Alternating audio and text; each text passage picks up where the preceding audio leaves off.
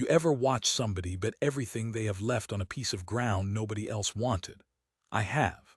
I watched it happen from the seat of my truck on a cold March morning, and I'm still not sure what I saw.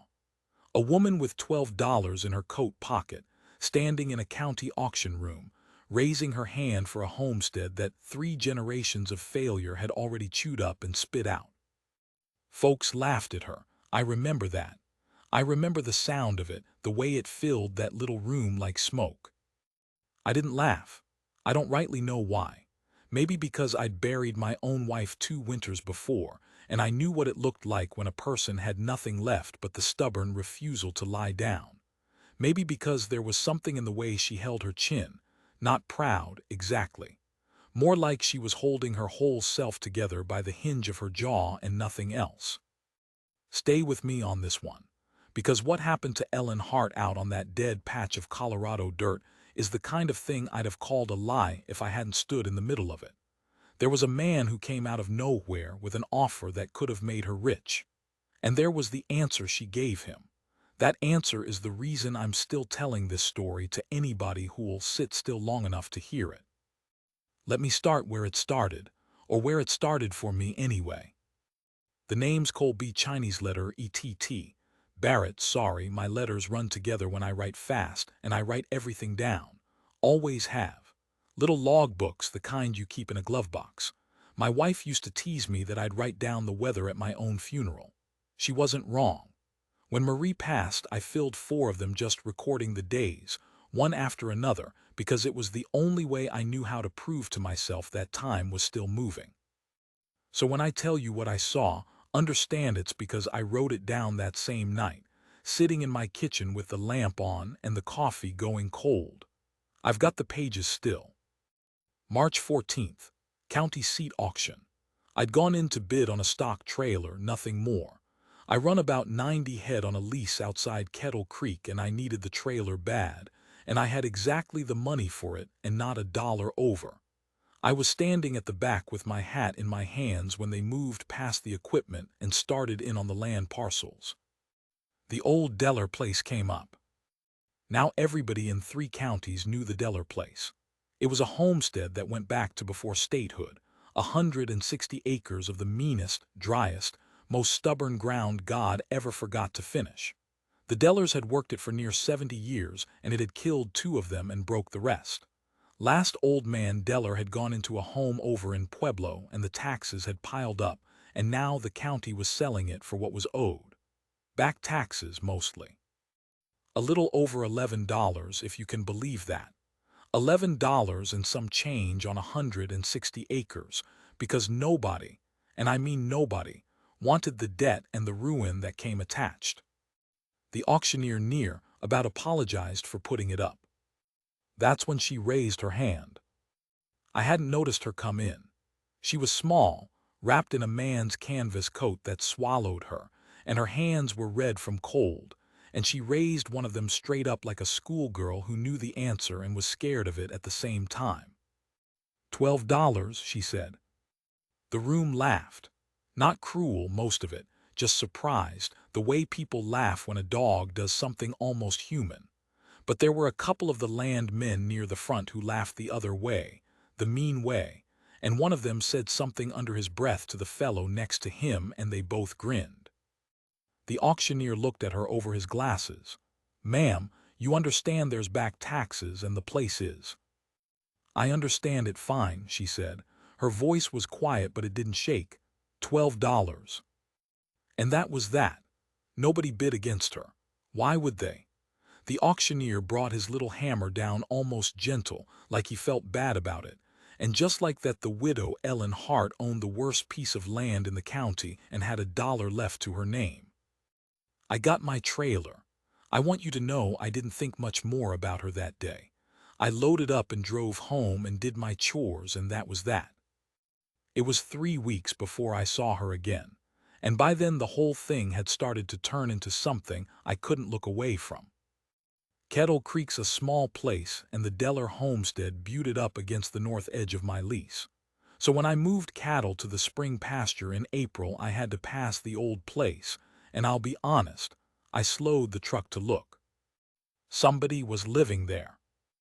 There was smoke coming out of the chimney of the old house, which was more of a lean-to with ambitions than a house, and there was wash hanging on a line, and there was a woman on her knees in what used to be a garden plot, breaking up dirt with a hand mattock like she meant to fight it into submission. I pulled over. I don't know what possessed me. Marie would have known. She was the one who was good with people. I'm the one who writes things down after they happen. But I pulled over and I got out and I walked up to the sagging fence line and I said, "Morning."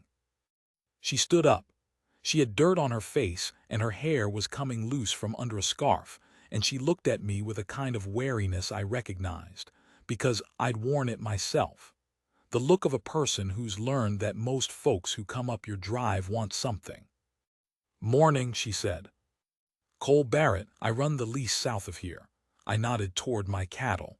Didn't mean to interrupt, just didn't know anybody'd taken the old place on. "I took it on," she said. And then, like she couldn't help it, like it just came out of her, "Everybody keeps telling me I made a mistake." "I'm not gonna tell you that." She studied me a second. "Why not?" And that stopped me, because the honest answer was too big for a fence-line conversation.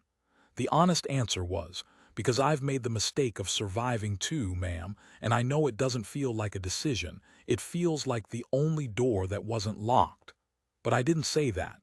I said, because it's your land. Man ought to keep his opinions on his own side of the fence. Something in her face eased just a hair. "Ellen Hart," she said. We didn't talk long that first time, but I learned enough standing there to start piecing it together. Her husband, Tom, had passed the year before. Hart, sudden, no warning, dropped in the feed store parking lot in the middle of a Tuesday. They'd been renters their whole married life, moving from one leased place to another, always working somebody else's ground, never their own. 41 years old, and she'd never in her life stood on a piece of dirt that belonged to her. And when Tom died, the lease they were on didn't belong to her either. The owner gave her till spring, and then he needed the house for his son. So she'd taken the little bit of money left after the funeral, and there wasn't much, funerals being what they are, and she'd been living out of her car in a storage unit, and she'd seen the notice for the county auction pinned up at the laundromat. $12. It was what she had, and 160 acres was more than she'd ever dreamed of owning, even if it was 160 acres of heartbreak. "Tom always said we'd have our own place someday," she told me months later when we knew each other better. "He said it so many times I stopped believing him, and then he was gone and I thought," she'd stopped there, "I thought if I couldn't have it with him, I'd have it for him. Does that make sense? It probably doesn't make sense." It made sense. God help me, it made all the sense in the world. Here's the thing about that land, though. It wasn't just poor. It was cursed poor. There's ground that's thin, and there's ground that fights you, and then there was the Deller place, which seemed to actively resent being asked to grow anything. The well was near dry. The soil was more rock than dirt. Old man Deller's last crop had failed, and the one before that, and the one before that, and the fields had gone to sagebrush and prickly pear, and a mean kind of thistle that could puncture a truck tire. I watched Ellen fight that ground all through the spring, and I'll tell you, I've never seen anything like it. She had no money. That first month she was living on beans and cornmeal and whatever she could barter for. She traded her labor to the neighbors. She was a hard worker and everybody knew it fast, and she'd come home from a day of somebody else's harvest and then work her own ground by lantern light till she couldn't stand up. She patched the roof herself with tin she scavenged. She dug out the well by hand, hauling up buckets of muck, until she hit the water again, deeper down, cold and clean. She had a way with the well, actually. Found the old cistern the Dellers had forgotten about, cleaned it, got it holding again. She fidgeted when she was thinking. I noticed that early. She'd worry a little silver button that hung on a string around her neck, Tom's. I found out later, off his good shirt, the one they'd buried him in minus that button, which she'd cut off before they closed the casket because she couldn't bear to send all of him into the ground. She'd worry that button between her thumb and finger when a problem was too big, round and round, and then she'd set her jaw and go at the problem anyway. I started finding reasons to come by. I told myself it was neighborly. I'd bring a load of hay I had extra of, I didn't, or I'd offer to run her fence with my post driver because I was doing mine anyway. She saw through all of it. She was proud, and it near killed her to take help, and we had more than one sharp exchange about it. I'm not a charity case, Mr. Barrett. Never said you were, Cole. I can't pay you. Didn't ask you to. Then why? And there it was again, that question I couldn't answer at a fence line, so I gave her the coward's version. Because Marie would have wanted me to. My wife. She had a soft spot for a lost cause. Ellen went still. Is that what I am, a lost cause? No, I said, and I meant it more than I meant to. No, I don't think you are. I think you might be the least lost person I've met in a long while. You just picked the hardest possible ground to prove it on.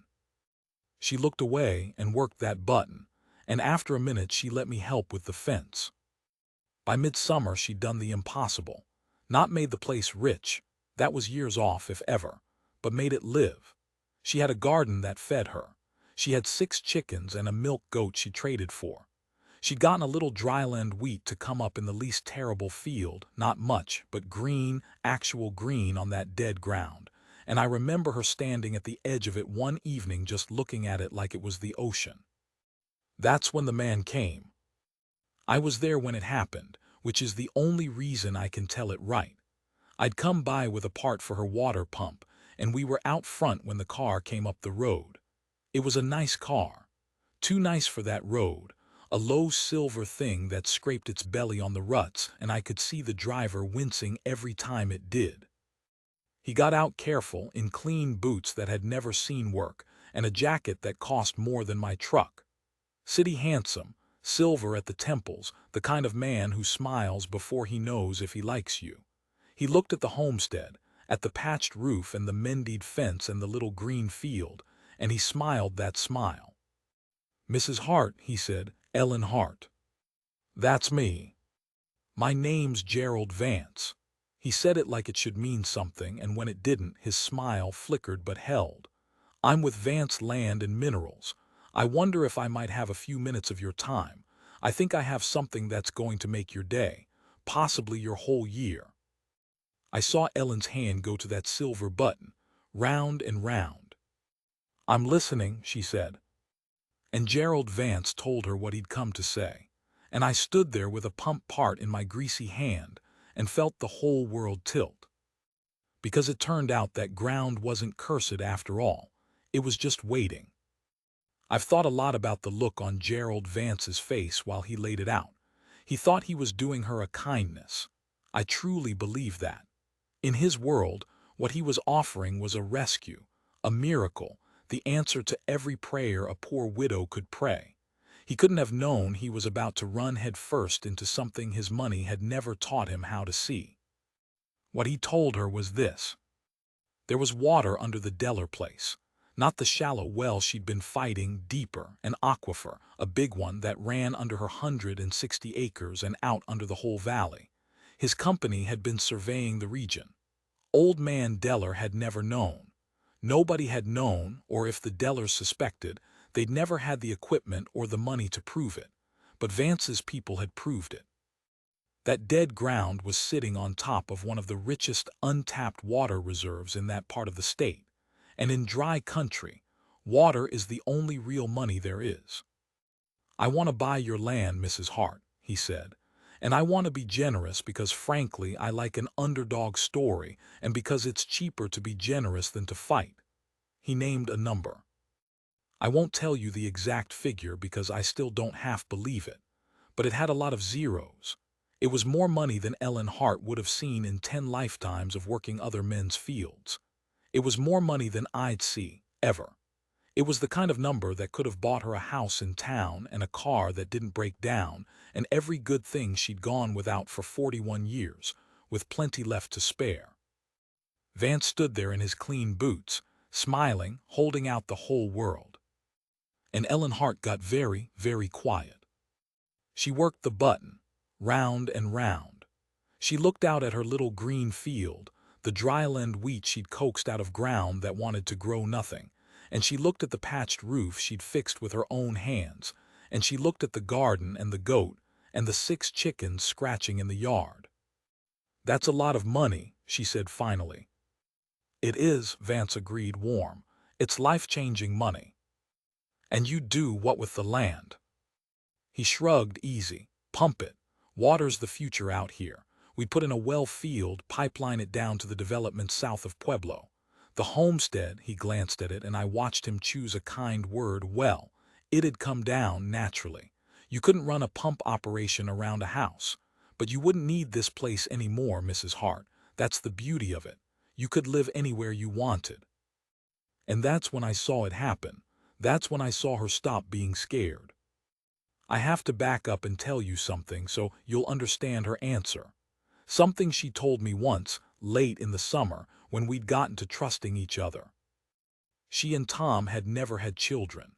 They'd wanted them bad, and it hadn't come, and that was a grief they carried quiet the way people do. And Ellen had said to me one evening on her steps, "You know what the hardest thing is? It's not that Tom's gone. It's that when he's gone, it's like he was never here at all. There's no house he built, no kids to have his eyes, no piece of ground that remembers his boots. 41 years, and it's like the wind just—" She'd made a small gesture, a scattering, like the wind just took it. She'd worked the button.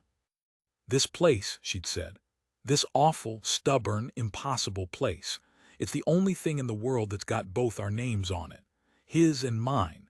It's the first thing that was ever ours. And I don't care that it's poor. I'd rather have 160 acres that are mine and worthless than all the money in the world for a life that belongs to somebody else. Do you understand that?" I did, Lord, I did. So when Gerald Vance stood in her yard and offered her more money than God, and told her the house would come down, naturally. He didn't know he just told her he wanted to buy the only proof that Tom Hart had ever lived. He didn't know he was offering to erase the one place on earth that remembered her husband's boots. He couldn't have known. It wasn't in the survey. "No," Ellen said. Vance's smile did a strange thing. It stayed on his face but left his eyes, like a light going off in a house while the porch lamp stays lit. "I'm sorry. No, thank you. The land's not for sale." He laughed a little. He thought she was bargaining. "Mrs. Hart, I understand the impulse to negotiate, believe me, and I respect it. If the number isn't right, tell me a number." He named a bigger one. More zeros. My knees near buckled. "It's not about the number," she said. "Everyone says that." He was still smiling, but it was getting thin. "And then we find the number. Mrs. Hart, I'm going to be honest with you because I like you. This water's coming out of the ground one way or another. The valley needs it. If you sell to me, you're a rich woman by Friday. If you don't," he spread his hands, regretful, "well, there are other ways these things go. Eminent domain. Water rights litigation. The county's motivated. It could get expensive and ugly, and you could end up with a fraction of this offer after the lawyers finish, and no land either. I'd hate to see that. I'm offering you the good version." And I'll tell you, that threat landed. I saw it land. I saw the fear come back into her, and her hand went to the button, and for a long moment she stood there in her dead husband's coat on her worthless, miraculous ground, and I honestly thought, she might have to take it. Because what he was describing was real. A woman with no money can't fight a company with all of it. That's just arithmetic. That's just how the world grinds. She was quiet a long, long time. Then she did something I'll remember till I'm in the ground myself. She bent down. She picked up a handful of that dirt, that thin, mean, stubborn dirt that had killed the Dellers and near killed her, and she held it out flat on her palm, and she looked at it, not at Vance. "My husband's name is Tom," she said, present tense. "I noticed that, we rented our whole life. 41 years, other people's houses, other people's fields. He died before we ever got our own. This is the first thing," her voice caught and she pushed through it, "this is the first thing we ever owned. It cost me $12 and everything I had left in me. And you want to pump the water out from under it and knock the house down and turn it into a pipe. Mrs. Hart, "You can take me to court," she said, and now she looked up at him and her jaw was set on that one hinge again, holding her whole self together. "You can bring your lawyers and your eminent domain and you can probably win. I don't have the money to stop you, I know that, but you're going to have to take it because I will not sell it. Not for your number and not for 100 times your number. This ground remembers him, and as long as it's mine, so do I." She let the dirt fall through her fingers.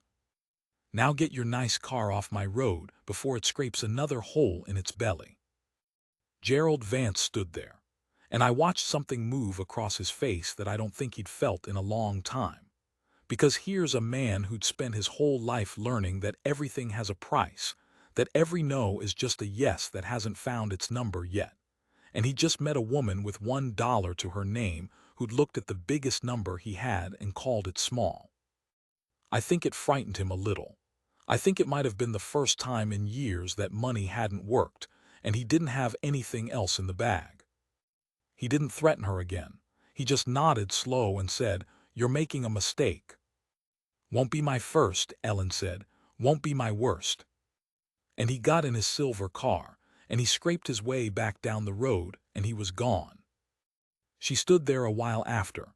Her hand was shaking. The fear was still in her. She wasn't a fool. She knew what she'd probably just cost herself. She worked that button so hard I thought the string would break. And then she looked at me and she gave a laugh that was half a sob and she said, "Well, that was stupid, wasn't it?" "No," I said. My voice came out rough. "No, ma'am, that was about the least stupid thing I ever saw a person do. I want to tell you it worked out clean. It didn't quite. Vance's company did file. There was a fight, most of a year of it, papers and hearings and a lawyer in Pueblo who took Ellen's case for near nothing because his own mother had been run off her land the same way once. But here's the thing about a story that gets around a small county.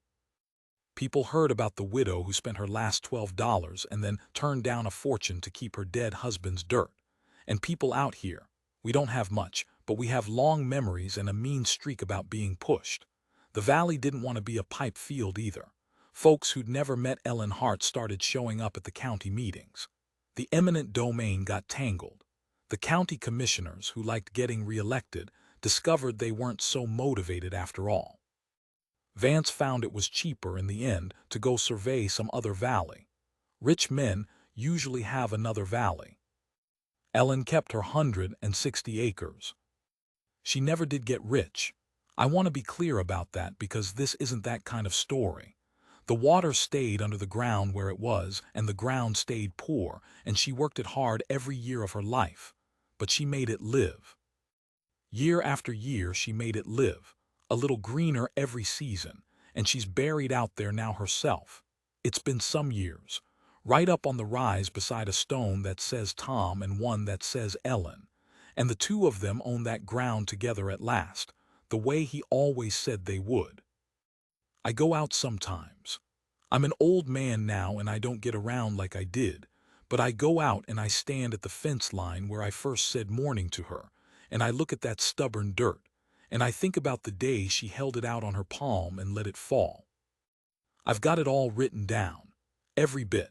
For log books going back to the March morning she raised her hand for the worst land in the county. But I don't need the books for this part.